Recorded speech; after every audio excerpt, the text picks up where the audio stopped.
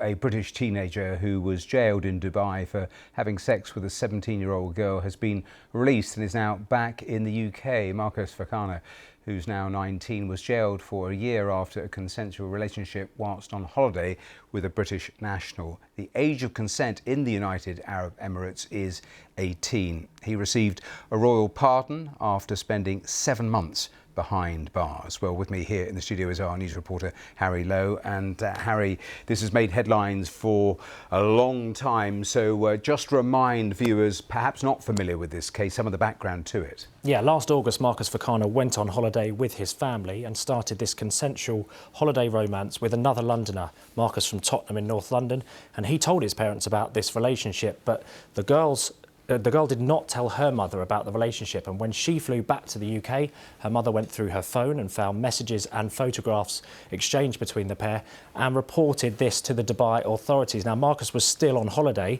and was promptly arrested at his hotel, and of course the age of consent there is 18, so whereas this relationship in the UK would have been okay, where the age of consent is 16, it's not in the United Arab Emirates. And of course Marcus spent a long time pleading for his release. He asked for forgiveness, he asked to be given his life back, he wanted to be given the chance to go home. He said, "It didn't occur to me that I'd broken the law. I never intended to. My family and I devastated and are in shock."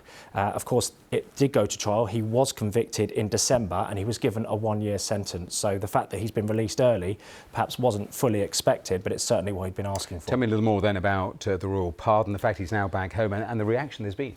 Yeah, so Detained in Dubai are the organisation that's been really pushing most strongly for Marcus's release. It's a human rights organisation that feels very strongly that Marcus should never have been convicted because of the fact that he's from the UK and this relationship would have been considered consensual in the UK. Their chief executive, Rada Sterling, has been speaking today. She said Marcus should never have been put through this. This was an extraordinary young man caught in a deeply unjust system, she said. And she also added that she hopes his story will prompt serious reconsideration of the UK's travel advice and its engagement with the UAE on human rights issues. We've heard from the Attorney General of Dubai today.